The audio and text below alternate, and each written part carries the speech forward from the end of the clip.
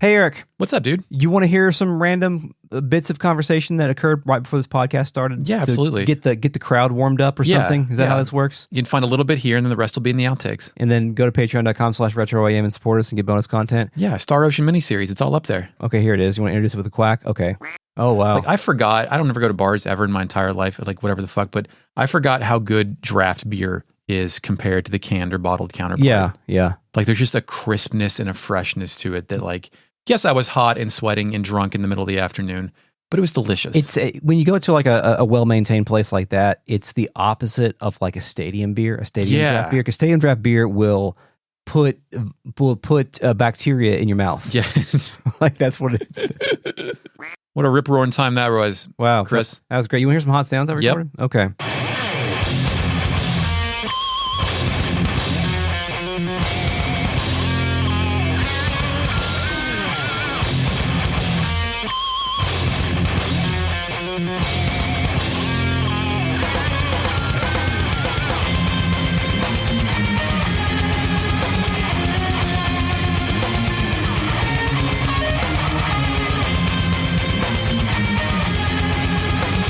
Welcome to Retrograde Amnesia, a comprehensive podcast where we discuss JRPGs, classic ones, chapter by chapter, beat by beat. This is Suikoden 2, Season 4, Part 2, in some order adjacent to that. My name is Chris. I'm joined by Eric. Hello, Eric. Hey, Chris. Hi. Also, we are joined by the RealNet, a collective of patrons who are listening to us record live. You too can join the RealNet at patreon.com/retroam. I'm going to play this. I don't know who this is from. This podcast is brought to you by an anonymous person who submitted this. Hopefully they tell us our name in the clip, but thank you.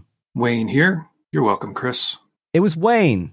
Perfect. Thank you. Thanks, Wayne. You're welcome, Chris. Wayne and our paths almost crossed once, but various things occurred and we were not able to cross paths, unfortunately, but there will be a next time. So thank you, Wayne, for your support. You're welcome, Chris.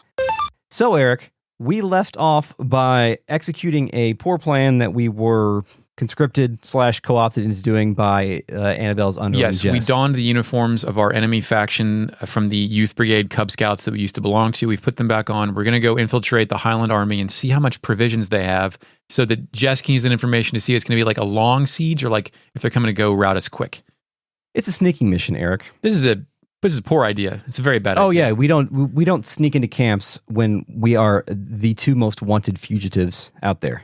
But it's funny you said sneaking mission. What do you have for the music here? Reconnaissance mission. Also what I have. Yes. Tactical espionage action. I had in and see a bunch of those tents I saw in the first scene of this game. War camp tents. Yes. Jowy parties out and says we should go look in the tent with the provisions first. He says it's the big tent over there. The camera then pans northwest to a tent that is the same size as all the other tents. So we're here looking to see how much shit they have to make a good guess at how long the Highland Army plans to lay their siege. That's the object of this game. Yes. Okay. To know what the war strategy will be. Oh, hey, Fake Net. We're also joined by the Fake Net, our post-production AI companion, and the true mother of the baby dragoon in Panther Dragoon's Vi. Initializing Fake Net. The dragon is young and prays to grow old. The old pray to grow young. Death comes for us all. Everyone, but me. Wow, Fake Net, sorry, we forgot to introduce you there. Yes, so fine. I don't give a shit. We know you've been here at all times. Shit. I walk over and Jowy parties out to get paranoid about the guards. Yeah, he won't let me explore the other tents. I want to go in the other tents and talk to NPCs, but I can't do it. Yeah. I can't do it. Sucks. No good. No good. Can't do it. I can't do it. No. No.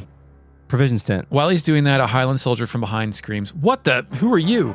He then walks up and notices our Unicorn Brigade uniforms. Yeah. He asks what we're doing here. Jowy, of course, is not built for this moment, I don't think. No, he's not very good at lying. At least not at first, and he panics. He stutters as he tries to explain. Well, you see, we were in the Unicorn Brigade. The state soldiers ambushed us and everyone. We managed to survive, but the rest of the troop. Now, keep the lie, Chris. Keep the lie going. The lie is pretty good, though. It's because it's not a lie, so he's able to tell it, but he's not. The delivery is bad. Like, he actually came up with a good thing to say. The soldier actually buys his bullshit, though. And pressed a button too quickly. I got some options. Soldier said, "Is that right? You kids are very brave. Those state bastards, they're pure evil and we get a choice." You're right, they are. Or, I wonder. I want to lie and say they are, but I think the dumbass Jowy will either believe it or think that I'm serious if I say that, like, they are. Yeah. Like, I'm worried that Jowy will, like, buy into it and not realize we're role-playing here. He's an idiot. Well, I did pick that one. So did I. Okay. He replies, "You're damn right they are. Don't worry, though. We'll take revenge on them for what they did to you boys." Yeah, great. Jowy thanks him and says our captain told us to come here to get some butter. And I'm like, what the fuck, Joe? Butter? Butter? Butter. I mean, that'll get you in the provisions tent, right? Yeah. But do you travel with butter? What is refrigeration technology like in medieval times? I mean, we have refrigeration technology now, but like, I don't ever travel with butter. Do you? I don't travel. Well, do you need butter on something that badly when you're traveling? Like that you're going to need the butter in your car? Have you ever needed butter in your car? No. Okay. He buys it, then leads us over to the provisions tent. As we enter, the other guard says, hey, you guys, we get a choice. Which is yes, or what do you want? What'd you pick? I say yes. I say yes, too. Yeah. He says, I guess it's my imagination. You couldn't be spies with faces like that. Yeah. Hey, you guys, keep your spirits up, okay? Yeah. And Jowy says thanks, and we head inside. Let's go get the butter. We get in there, and the boys auto-walk all over the place. Take a look around. Jowy surveys this shit and says, it's about 2 weeks' worth. I guess Highland Army is planning to end things fast. Let's go before we get caught. Yeah, there's like boxes and bags of grain and stuff in here, I guess. Provisions for the war party. I don't see any butter, though. We try to leave, and who walks up, dude? Right as music, tension alternate plays. I've got Roud. Yeah, dude. Fucking Roud. Roud's here. Of all people. He asked Rio and Jowy what they are doing here. And haha, now you really have become state spies. Intruders! Yeah, thanks. We did it. Is Roud becoming the salt and pepper of this game? Ooh. The big Joe of this game. Like, the guy who's ostensibly bad, but his only objective is to be humiliated. I don't know how big of a role he plays throughout the rest of the game, but... This is the third time of, like, a baseball coming at him and him fucking whiffing. He's close to Ramses, actually. Yeah, that's a good point. His rank didn't start as high as Ramses, but he is, like, he's Biggs and Wedge. Yeah, okay. From Final Fantasy VIII. So just shit blowing up in his face all the time. So to answer your question, yes, he is Salt and Pepper. Like, it goes, if you can get him down to Biggs and Wedge, then you're just a stone throw away from Salt and Pepper. That's the title of my Chrono Cross cover album. He also made us, like, immediately, and I wonder if we had any kind of other disguise, if he would have recognized us if we weren't wearing, like, the shit that he saw us in. Oh, yeah. Jowy literally runs away, and I have control. Yeah. I run back to that provisions tent, and I get a fire sealing rune. Oh, really? Yes. Damn. I try to enter a bunch of tents, and Jowy says we can't do that. We have to get the hell out of here. But then I enter the big tent in the middle, and the music stops. Yeah, this looks like the presidential tent. Yes, like, it's, the nice one that has air conditioning in it. Yeah. A voice says, who are you two men? Oh, we are Chris, not...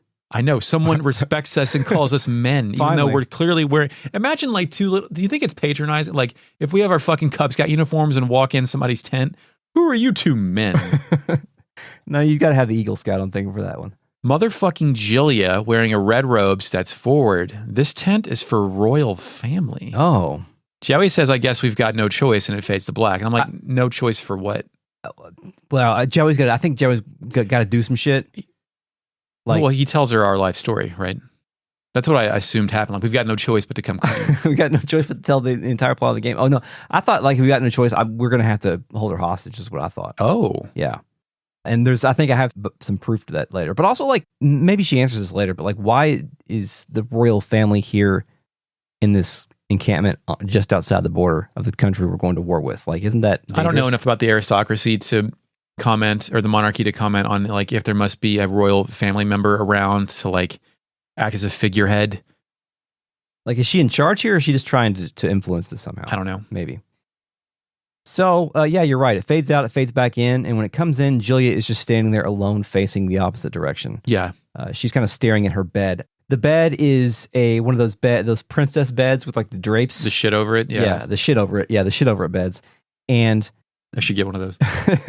Rio and Jowy are nowhere to be found at this moment. Then fucking Roud comes in and introduces himself to Jillia. So, like, he's not even important enough to be known by her. He's never met her, at least to his knowledge. Yeah. That she would remember. It is kind of like a self-defeating own to introduce yourself to someone you've surely talked to several times, but they don't give a shit about you. And he says he's been assigned to security here. So he's not even here to lead the army. He's here to watch the camp. Well, I think that he is just saying that shit because he knows Rio and Jowy are around here somewhere. Yeah. He says that 2 state spies are here and he must search this tent. Jillia glances, looks away, and then turns back to Roud. Yeah, she plays ball for us. What'd she say? She says, "That's not necessary. Please leave." But Roud gets pushy. Yeah, he assures Jillia it won't take more than a moment, but then she rebuffs his ass. "Thank you anyway, soldier. I wish to be alone." Roud then stutters and pushes again, but Jillia cuts him off. "I'm asking you to leave." Or do you wish to disturb a lady's private sleep chamber? Ooh, my private sleep chamber. It's like my rooftop flower garden. Hell yeah, where we play Nintendo Switch with all of our peers and friends. Yes, I was thinking of Barbarossa's garden. And with, yeah. What's his name? Munch? Yeah, Fudge, yeah. Roud backs away and asks for forgiveness for disturbing her rest. And why do you think Jillia is lying for us? Like, because I just thought we told her our story and she was sympathetic, but you think it's a hostage situation and he's got like a sword pointed at her neck from like the the closet where he's... I think maybe Jowy thought he had to do that, but she's willing to do this. Even though she wasn't willing to get us from the gallows when she saw us in the streets that one time, she is willing to help us here. Well, that one time I assumed that she had seen many poor boys executed and didn't really care because that's what royalty kind of does. It's like, yes, more peasants for the slop. For whatever reason, my like default read on her is that she is one of the aristocracy that actually does have some sort of empathy for the lower class. Right. She has empathy, but maybe she lacks any kind of actionable power, and she's bitter about that. Yeah. Well, let's see what she says, and maybe we can figure it out along the way. Roud leaves, then Jillia turns around and says, "Was that good enough, Mr. Spy?" Which is a good line. Yeah, it's pretty good. Rio and Jowy then walk out of each side of her bedchamber. Jowy asks forgiveness for surprising Jillia. Jillia says no, then backs away and walks over to a chest with a treasure chest and a tea set on it. Yeah, a desk or a table or something. Jowy's confused and says, "What do you..." And then Jillia lifts the tea set and says, "Please don't be frightened. I thought I'd serve you some tea since you can't leave for a while. It's Highland style." Jillia steps forward, then turns her head to look at us and says, "Also, would you please put away that knife in your hand?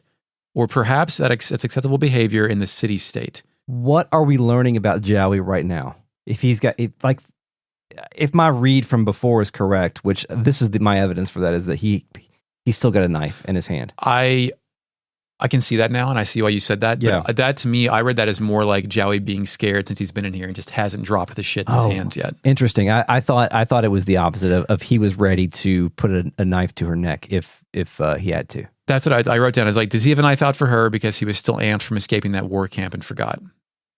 It fades to black as she walks over to the table. Music, Days Past, plays. Bygone Days. It's the same song we saw during the sepia tone flashback? Yeah. Jillia's at one side of the table and we're seated next to each other on the other side. She remembers us, asking if we met once before in Chiaro City. She says, "I remember you said something like, 'This country has betrayed us. I won't forgive them.'" And she says, "So how is it now? You still haven't forgiven us?" That's another good line. "Chris, the enemy is humanizing itself. Don't let her do it." Stop it. Stop doing this. Jowy says, "Well..." Yeah, he's going to hit her with the well.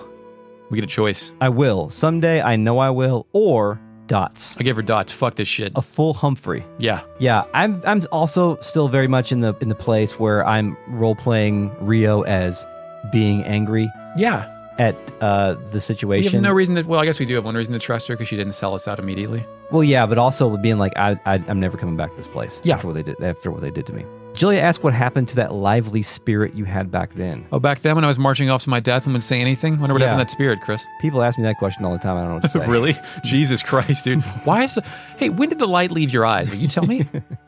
What was the start of all of this, son? Well, you used to be cool. What happened? Jowy no-sells that and asks, "Jillia, no, princess, what are you doing in this place?" Which is the same question Chris asked earlier. And it was a good question. Jillia replies, "My brother, Luca Blight, do you know him?" We get a choice. "I know him," or "He's a fiendish monster." Again, a way to dehumanize Luca Blight. I say he's a fiendish monster. So do I. Jowy can't believe I said that shit. Yeah, he hollers at me. Jillia seems to get it, though. "No, he may be exactly right. I'm his little sister, and sometimes even I don't understand him. My brother is trying to expand this war, even though most people of Highland are tired of it. Also, my brother is considering something truly evil. Up until now, I've always thought I could stop him, but..." Chris, so I'm like, so now it's bad? This is like quitting the Trump campaign in 2019? Yeah. Where it's like, oh, now it's been enough for you? Yeah. Sir? "It looks impossible now. He would never listen to me. To my brother, I'm just like an enemy. It looks like I don't have the power to stop my brother. I've begun to realize that. As a princess and a woman, I'm limited in what I can do. I'm sorry to have spoken so long. The tea has gotten cold. Things have quieted down outside. Perhaps you'd like to leave now." I think it's interesting that she, first of all, gives us the reason that she's here. She's trying to do something.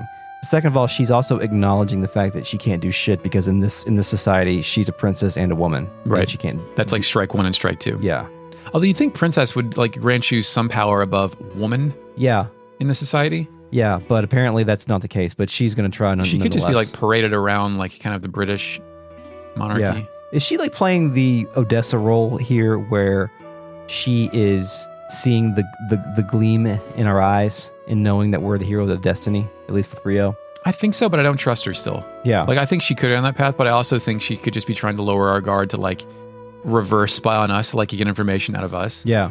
But I truly don't think she gives a shit, and I think she is honestly concerned about Luca's capability and potential for heinous action. Yeah. Yeah. The music says stopped, and we can answer her question now. I told her the tea was delicious. What's the other one? Other choice? You're right. Oh, you're right. Okay. Jillia bids us farewell, saying she does not think we will meet again. Is that true? Will we not meet again? I wrote down this probably isn't true, because I know that I know that she appears in this game later, and also like we've already had 2 chance meetings with her. That means that they're slowly rolling this character out and describing her importance, which is a great, like they're doing a lot of this kind of slow burn stuff with some of the early characters. Yeah, like they're shuffling them in and out. where we meet them for like a few minutes and then they're gone for a while and they come back. We've had like 1 round with Annabelle, but now we've had 2 with Jillia, and we've had like 3 rounds with Victor, and we. I like that. Give me all these people. Chrono Cross it up. But it's doing something meaningful with it. It's not just throwing them at us. Yeah. Suikoden 1 almost did that a lot because like it threw Odessa straight at us, and then we got everything right there, and then Odessa's arc was over. Then came Flick, and then Matthew, then Flick. It wasn't this kind of Katamari of storylines. Gotta go kill Necklord. Yeah. Yeah. Back outside, reconnaissance mission plays. I try and get out of here, but then Raud's portrait pops back up again. Yeah. I thought so. Then tension alternate plays. Mm-hmm. I have this as suspicion, by the way, but same thing. Raud says that he could tell the princess was opposed to Lord Luca. He kept up the lookout, and us guys popped up. Then he tells us, "Get ready, state spies." A bunch of guys come out of the trees and surround us. Jowy says we're in trouble. Raud says the always dastardly and always true. You won't get away with this time. Kill them. Yes, I killed him with shining light. Yeah, I was going to say, we get into a battle with 4 Highland soldiers. 1 has a spear, 2 have a sword, and 1 has an axe. I killed them all in 1 unite attack. Raud hops and turns around, I guess, yelling for more guys. Jowy tells me he'll figure out a way to stop them. Quote, "I want you to run. If they get both of us here, Nanami, who's waiting for us, might be in trouble too." It's an awkward sentence. Yep. Just say Nanami might be in trouble. Yeah, we get a choice. I can't do that, or okay, see ya. Can't do it, it's no good. Can't do it. No. I would have left his ass, but I picked the first one by mistake. Jowy tells me we don't have time to argue. I said I can't do it I can't do it. as well. Jowy tells me we're out of time and to go. He physically pushes me. He goes to face Raud and says, "I promise I'll catch up to you. They're not going to get me. Hurry up and run." Then Raud's like listening to us, knows the deal, calling Jowy's plan sweet but meaningless. Yeah. Jowy tells him to shut his mouth. He says, "Saving my friends has plenty of meaning for me. Oh, Black Sword Rune, if you really are the one of the true runes, then grant me the power that I need." Ah, the power. Oh no, Chris, a fatal flaw. Man seeking the power. Yes, we finally found our man seeking the power. We almost always have a man seeking the power in every JRPG. Yeah, it is. It's kind of, I don't want to call it a trope, but it's like a major point of universal conflict. Yeah. Seeking too much power equal bad. Yeah, and it's a good way to create a character and give them purpose. When you said, he said saving my friends, I wrote down saving 2 friends. I have saving my friends has plenty of meaning for me. It's possible that I got this wrong, but when I wrote down he has said he's going to save 2 friends, that implies that Rikimaru is not Jowy's friend. Because he's a Quase's coworker. Yeah, yeah. Do you think Jowy had some sort of like vision or something at this point in time? Well, like is he seeing the future or something? Before what happens next, I wasn't sure if he just knew he had power and was trying to wield it, or like I thought this had a 50-50 shot of either working or just a swing and a miss. Ultra Magnus destructing type thing. Yeah, it's possible. But it does work. The rune flashes on the screen, then it fades to black. And like at this point, I hope like whenever Jowy comes back, I want him to be covered in blood. Like walking back up, just looking like he fucking killed, like chainsawed through a grub in Gears of War or something. Then we're back to birds and chirping. Yeah. Nanami is glad we're back. She heard a lot of yelling and thought we had been captured, but then she asks where Jowy is and starts to get worried. A Highland soldier runs up and spots us, which is not good. Because I'm like, well, if they just mowed through Jowy, then shit, they're already here. Yeah. Soon we're surrounded and we get into a fight. Kill those guys. And Nanami asks what happened and where Jowy is, and we get a choice. The choice is first we have to get out of here or dots. From the guide, if you choose the dots, you'll just keep fighting battles. Oh, But this is the only way in the game you can get the silence rune. interesting. What's that do? I don't know, fake net. Oh, Initializing fake net. It will add the silent status to your targets sometimes, as long as they are not invulnerable to it. cool. I don't have time for this in this comprehensive podcast, so I get out of here. Yeah. We scamper off as more soldiers chase us. Back at the entrance, thank God, Nanami talked herself into optimism. Yeah, she's spitting a shit ton of dots as well. But She's like hyperventilating, talking to herself. yeah, I think she's like in the process of calming herself down by resolving that there's no way Jowy can't come back. Right. He'll be okay. He'll be fine. Jowy always keeps his promises. We'll wait in Muse for him to come back. He may even catch up to us before then, right, Rio? Yeah. So she's kind of in a state of denial. She's in the state of I can't believe this shit. Yes. Any of this. I go to the White Deer Inn so I can save and not get railroaded into more story sequences when I walk back to Muse. This game does have a propensity to do that, I've noticed. I've Yeah. learned my lesson. Whenever I have the opportunity to go to the White Deer Inn, I go there and save my game. How's Alex doing over there? He's great. He's not there. Good. he's in the He's out looking for shit. He's in the backyard digging holes. I can't wait till we meet Alex again. Muse City music, Let's Climb That Hill plays once again. Yep. Nanami parties out and says, so Jowy didn't catch up with us. What should we do? Should we go see Jess? And I was like, there's a 90% chance Jess has forgotten who we are and where we went at this point. Yeah, Jess knew this mission had like a 15% chance of success, but did it anyway. I head to City Hall to see Jess, but right as I get to Annabelle's office, some hard-looking guy is in the front of the door. He tells me there's an important meeting today and I can't go in.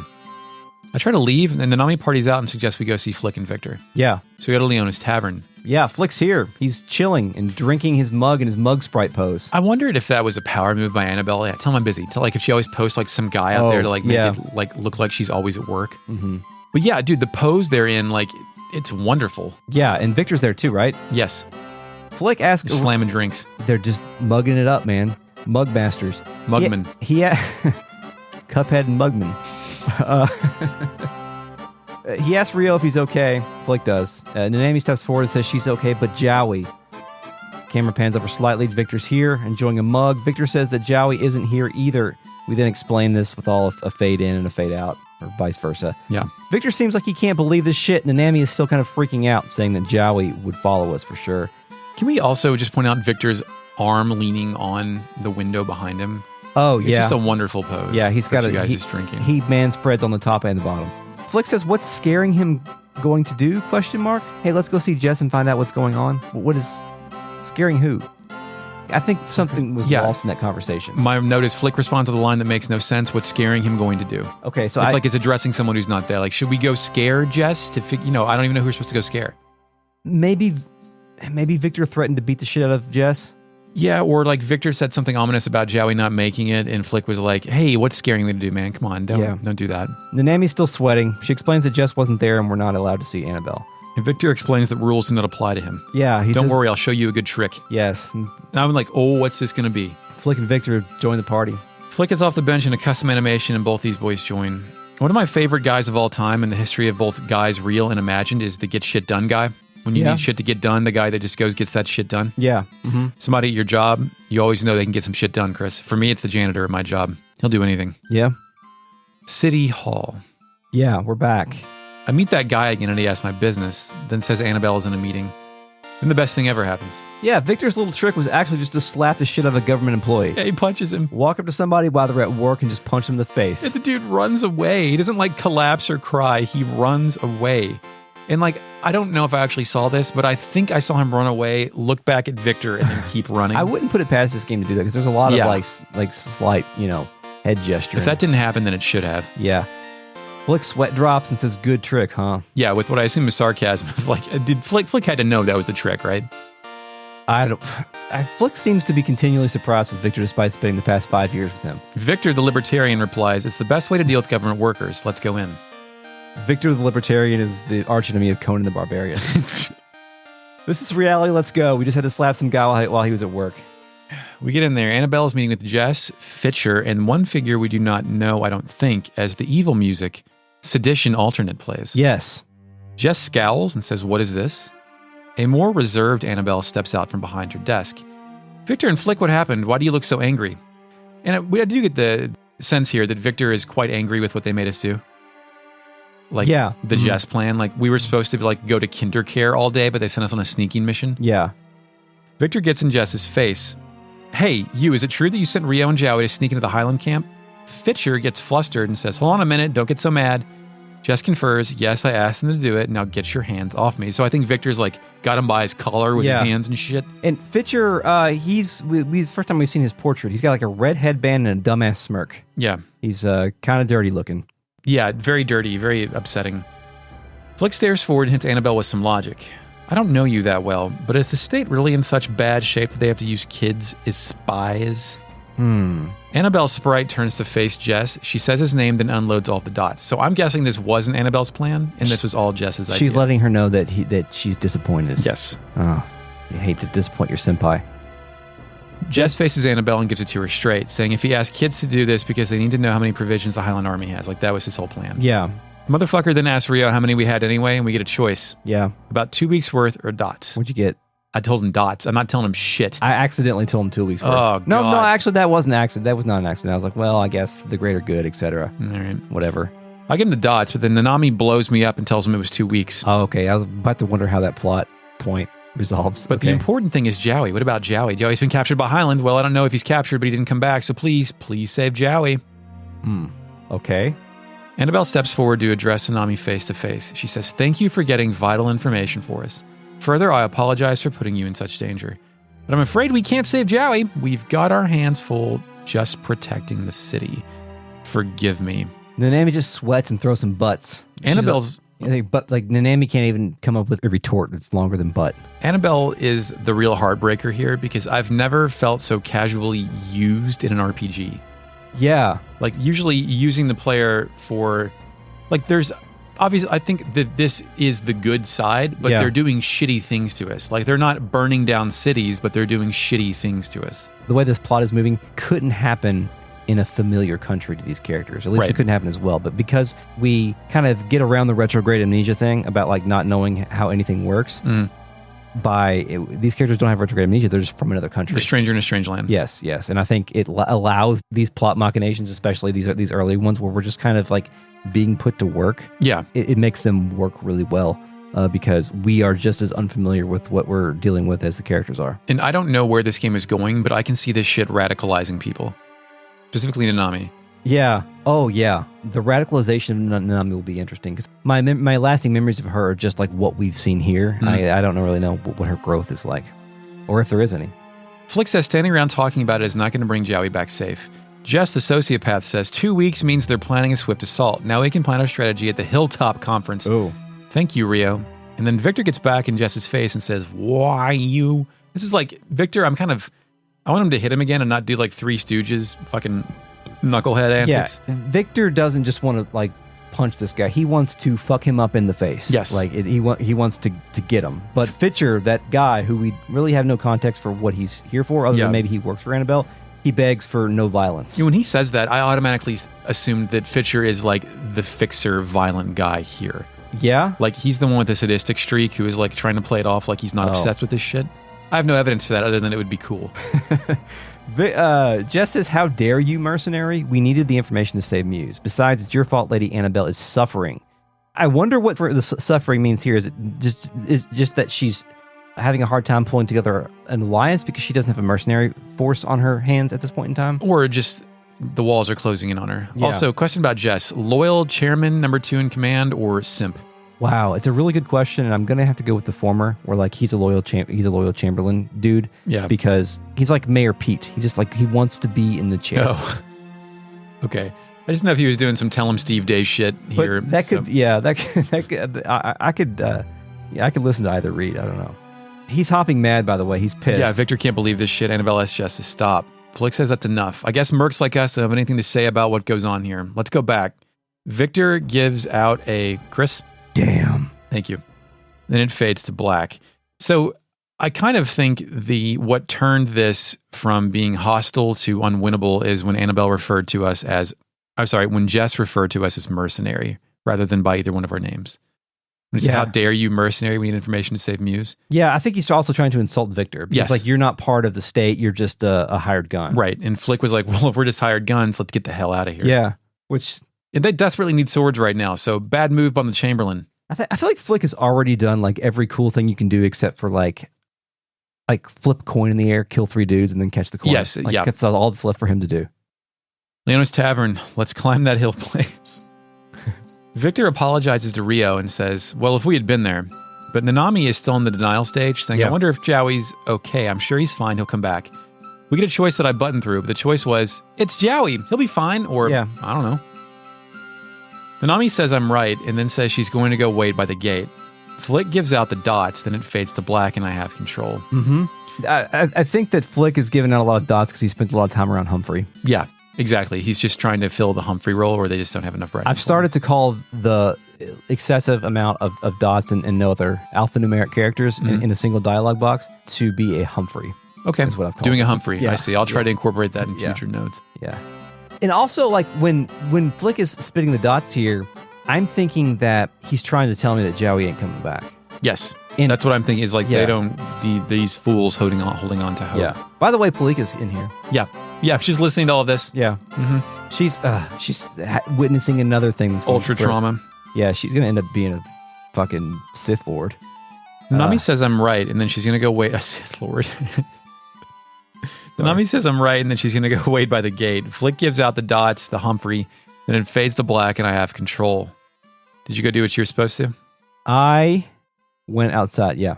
I go find Nanami right outside of Muse. Yeah. Shit, dude. When I exit the city, it cuts to a completely different screen. It's a side profile shot of the entry park, but cast at sunset with Nanami out by the city wall, like leaning up against it. It's wonderful. It's great. Like, this is one of the first times in the game that I started having the feeling that, like, every video game is made with hands. Like, every game is handcrafted. Yeah. This game feels like it was, like, made with little bits of origami. Like, somebody made a diorama here. Yeah, somebody was, like the guy who makes the like train guy, model train guy, and he makes the little model city, train guy. little tiny city guy. Like those guys. It feels like this is the video game version of that, and not the game that Sakaguchi made like a couple years ago. Right. Which I think had like handcrafted sets or something. Oh, Imaginarium? What the hell? Fantasian? Fantasian, yeah. Anyway, thanks. I haven't played it. I'm sure it's great. It's got to get off Apple. It has to get off Apple. Get that shit off Apple, please. Stop putting your shit Don't on leave Apple. it there. Yeah, I could get a free trial to that shit, like with my wife's phone or whatever. Yeah, I mean, I just don't want to play a fucking game but on the I'm not telephone. doing that. I'm not doing that. Yeah, but it's put on Steam at least. Yeah, fucking. Anyway, this scene looks great. I love it. Nanami is not optimistic. She says, "Hey Rio, Jowy's not back yet. I'm gonna wait a little longer for him. Rio, why don't you go back to Leona's and rest? If he comes back, I'll tell you." Mm-hmm. We get a choice. I'll wait with you or I'll see you later. Before you answer that, this is the same day that we were in that tent, right? Like it hasn't been a day yet. This is like we went back, reported, now the sun's setting as we're outside. I think so, yeah. Okay. Yeah. I'll wait with you or I'll see you later. What do you pick? I say I'll wait. I do too. I picked the former because while I play an asshole on TV, I am not one in real life. Yes. Music. Reminisce ensemble version plays? Yes. Nanami says it would be nice. It'll go faster that way. No, I guess not, which is weird. I guess that's her way of saying thanks for waiting with me, but not really. When you are in, because I've been in several of these recently, when you're in a state of like panicked psychosis, you'll take any fucking distraction you can get. Yeah. But it is temporary and it's fleeting and you realize that you really do have to face down destiny at some point. Yeah. So I think she just went through all that. She also does like a kind of enclosing move here where she sits down and pulls her knees up to her chest. Yeah, you're right. Like that is deliberate because she does that and just stares out into the distance like, oh shit, oh fuck. Yeah, and you can imagine it that she's like kind of rocking too. Doing the rock thing. Yeah. I believe was some PTSD action. She finally says, it's late, Rio. You should go to Leona's. I feel my loyalty is being tested here. Yeah. Because you do get several chances to answer this question, and I don't know if this has any mechanical payoff. We get a choice. I'm staying with you or, okay, see you later. What'd you pick? Staying. Me too. I'm staying, and Rio stares out in the distance as well. The two of them stare out and pass the time. Pilika runs out. Much to Nanami's surprise and delight, Pilika huffs and huffs, and Nanami asks if she's okay. Pilika cries, of course, and Nanami says a comforting, it's okay, honey, Jowy will come back. I think it's going to be better for Pilika's life if Jowy doesn't come back. Maybe so. We get a choice. Would you wait in my place, Pilika, which is hilarious, or he'll come back, he promised. Oh. So I hit the button too fast, Eric, Mm-hmm. and I asked Palika to wait in my place. You really did that? A little Yeah. kid came out to wait for Well, Jowy, and you... I thought that maybe I had offered to take Palika back and put her to bed.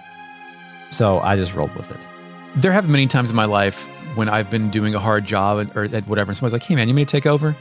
And like, you're supposed to say no. They're just doing it to be nice, but Yeah. Jesus is attempting to be like, here, God, fucking Yeah. finish this. I No, don't I care. got this. Yeah. So I do that. I stay. I pick the obvious choice, which Chris didn't find so obvious. But you're right. I've buttoned through several choices in this game because of how hair trigger the button is on this.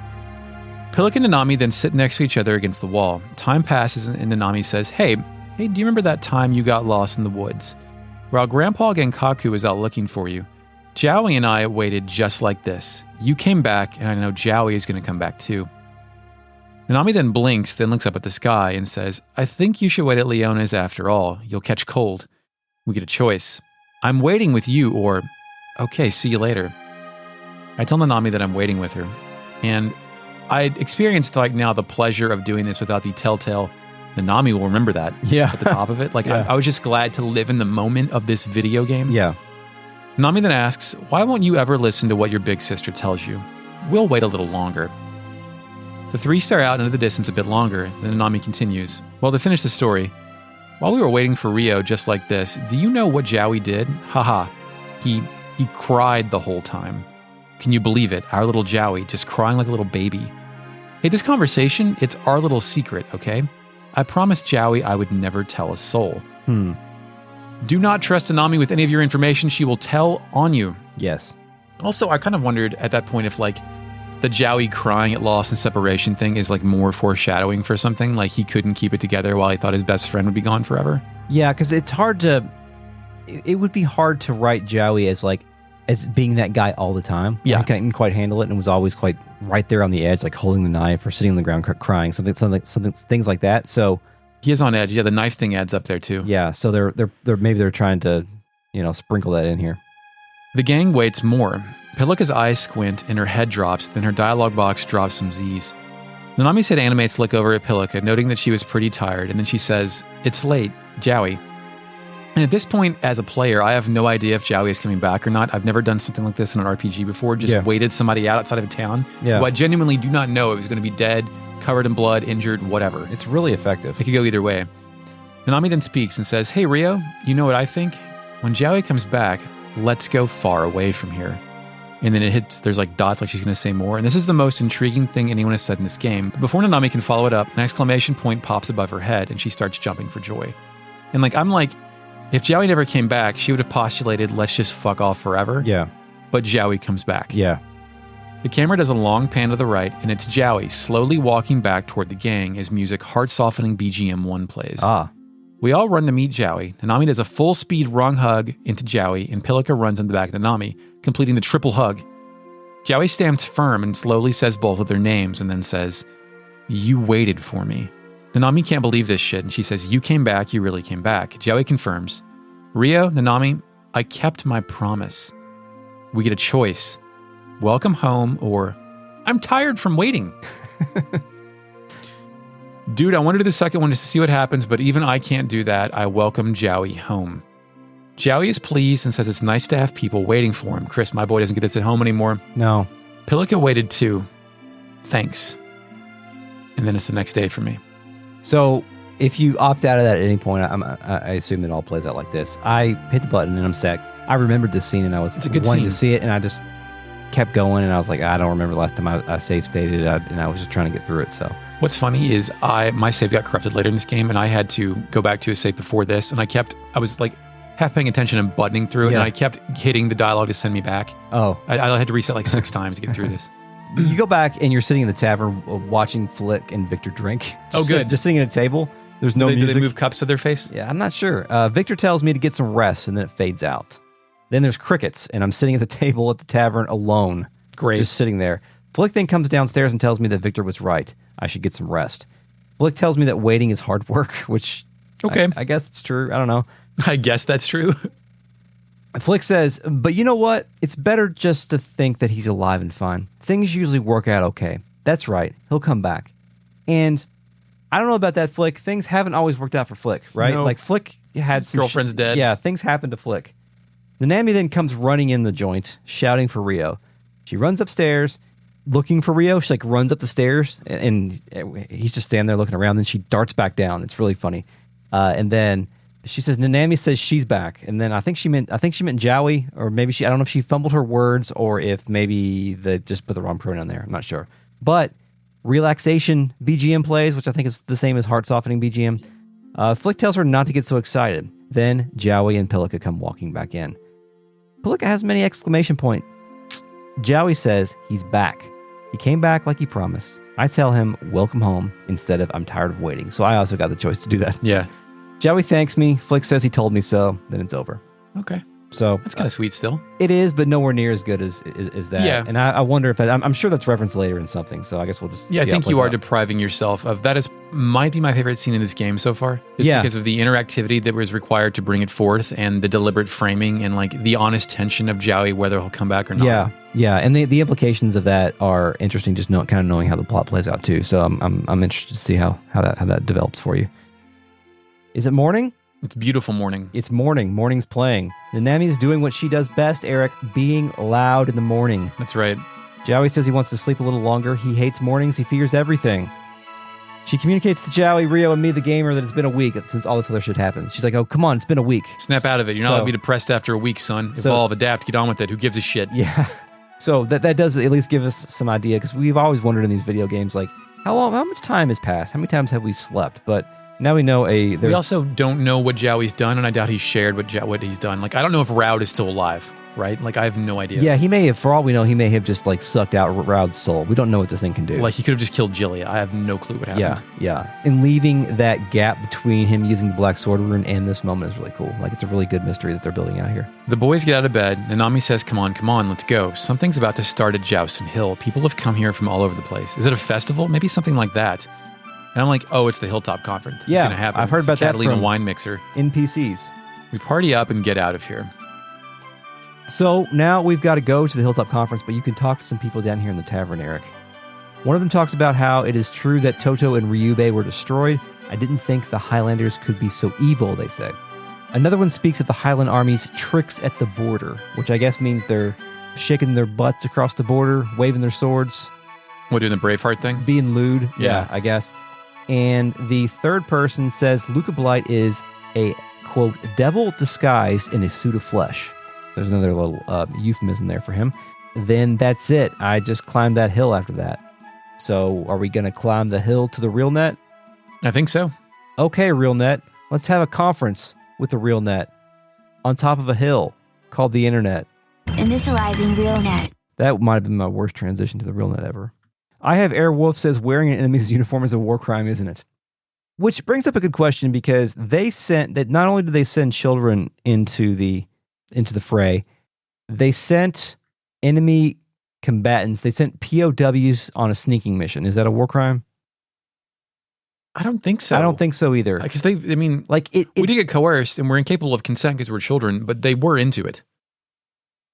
And I'm also not getting the sense that I just don't feel that innate level of ickiness as much as I do with, say, I don't know, flamethrowers. Yeah, burning men alive. Yeah. It could have gone bad, and perhaps something did go bad that we'll learn at a later revelation, but I think for now it was okay. I have Airwolf says, no way, Salt and Papor have hearts of gold. Raud is a piece of shit. Eventually they have hearts of gold, but they do have dastardly tricks. That's true. Yeah, even if Raud does become comic relief, he's pretty much incapable of it because of the crimes he's committed. Yeah, what I'm hoping is he reemerges with some toxic Avenger skin, having barely survived Jowy's assault. Psycho Paladin Jr. quotes Eric and says, more peasants for the slop. Totally sounds like a commercial slogan for Soylent. Yes, very good. Flipmanic says, my brother, you mean my dad's son? My uncle? Oh, talking about Jillia and Luca, yeah. My brother, you mean my dad's son, is so good. Kal-El says, women in Suikoden can only save children and die in stream. Yeah, I think they're trying with Annabelle, but it is very close to Odessa so far. Yeah. It's like if Odessa had been allowed to live 5 more years. It's like the Odessa roles being occupied by two strong women, like Jillia and Annabelle. Dubert says Jillia is the centrist neocon to Luca's full-on fascist warmonger. Razum says, oh good, I heard him talking about runes and not mention selling them. I was concerned. How's your rune game going? Just kind of there in the periphery? Yeah, I've tried to attach some to some people, but I'm having like attaching it to left hand, right hand, or the actual weapon itself. Like I'm still a little bit confused on the utility of all of them, and I need some place to store all of my shit. Yeah, that'll do it right there. There's also, I don't know if we've covered it yet, but and I'm not sure if it's in the game or not, but there is rune affinity in this game. So you may be more your character may be more in tune to certain elements. Okay, like flick and lightning, for example. Does that matter in a way that is actually detectable? Is it like a 20% buff? Or I don't know how much the percentage is. We'll cover that in full at some point once we Okay. start getting into it. Because we really haven't done many battles at all lately. No, there's been 2 dungeons in this game, 2 true dungeons. Yeah, and like 2 bosses actually. It feels like forever ago when we were traveling with the street The performers. circus party? Yeah. And the game still hasn't even started. Flipmanic says Fitcher is Weird Al's Solid Snake. Yeah. Well, God. That's a walk, but yeah. Yeah. Mm-hmm. Fuck. A Weird Al joke I didn't get forever is the album title Even Worse is his play on bad, and he's dressed up like Michael Jackson. Oh, yeah. Bad, even worse. Yeah. Like, that's so fucking funny. I never really thought about that either. Eric Vadine says that Fitcher might be this game's Kryn. I don't know enough about Fitcher to assign him as Kryn. I don't think he's a No, thief. I don't either, yeah. He's a government employee, but he does have that face. Like, I think Kryn is unemployable. Shy Guy 32 says, go talk to a wall, Rio, probably. Right? Fucking Yeah, that scene was the opposite of the Kistis squall scene. The scene hanging out, waiting for Jowy to come back. Yeah. It was the opposite of that. Yeah, that was warmth and hope versus nihilism and just dejection and alienation.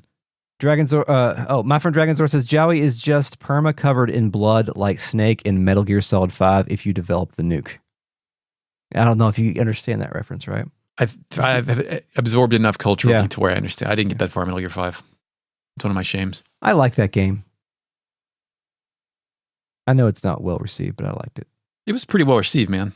Really? Yeah. I always feel like it's like a dark, or a black sheep. I think of the that. consensus was it came up short on story, but it was a bunch of goddamn fun to play. I mean, I It's guess, unfinished. Like, I guess maybe I should clarify this: is that like the story was of course like Kojima indulgent, but I still like I want that shit, yeah, right? that's why I'm here. That's why, yeah. Okay, my friend Dragonzor posted something interesting about Metal Gear. Can I just read that? Absolutely. I don't know what the context is, but it's great. My favorite thing about the Patriots in Metal Gear Solid is there's a cultural aspect that Americans just don't get. Characters with nanomachines can't say the Patriots, and instead their brains autocomplete to lale lule lo, which sounds like gibberish to English speakers. But those sounds the Japanese language naturally does not have, so Yeah. forcing people to say that is the equivalent of saying unsaid sounds that are not naturally used instead of the Patriots. Yeah. I didn't know that. That's Oh, pretty really? cool. No, I learned that. I did actually know that. It was contextualized on whatever podcast I was listening to about Metal Gear. Cool. Well, now it's been contextualized on this podcast. Nice. Thank you, my friend Dragonzord. You've improved the world. Spread the knowledge. Okay, cool. Well, thank you, RealNet, for joining us tonight. We'll see you next time on Retrograde Amnesia, a podcast. This episode has been a production of Retrograde Amnesia, recorded on July 19th, 2022.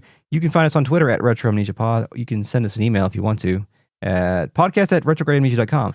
Support us on Patreon at patreon.com/retroam and get stuff like early access, bonus episodes, miniseries, access to the RealNet streams and stuff like that. Thanks, Mark. Shepard. For the music. Chris, yeah, you're welcome. Until next. The music, by the way, we have to say this like every 10 episodes, is a cover of Tim's Man of the Sea from Mitsuda's soundtrack to Xenogears. Yes. Thank you, Mark, Shepard. for that. It's great. You're welcome. Okay, I got another one. And a great song, Men of the Sea. Until next time, Eric. We're going to go to a hilltop conference. And now you may climb the hill. That hill. Don't run. You can if you want.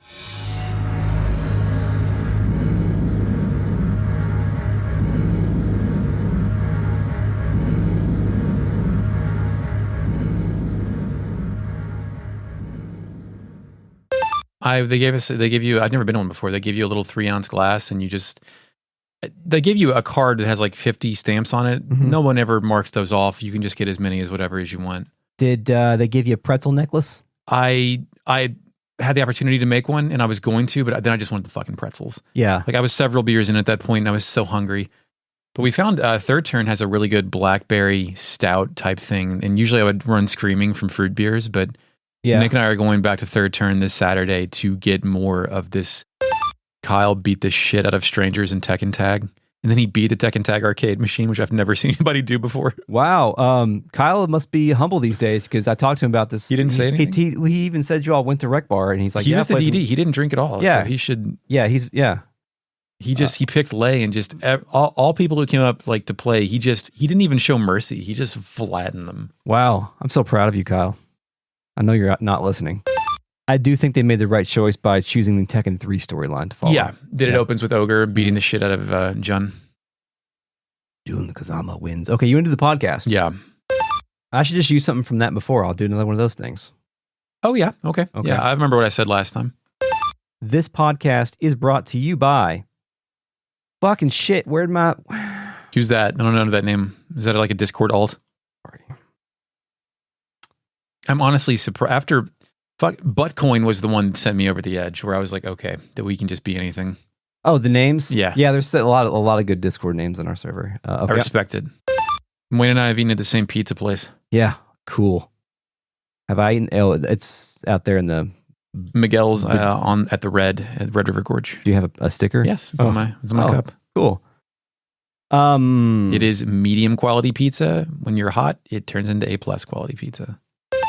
Again, we're looking at how much shit they have to make a good guess at how long the Highland Army has any plans to lay. That sentence was bad. Jowy explains that we're in the uniform. Okay, I'm going to stop talking for like 20 seconds. You want me to do that? Yeah. Okay, the soldier noticed... We're going to tell you a story about butter after the podcast. Okay. Sorry, I'm having a flashback.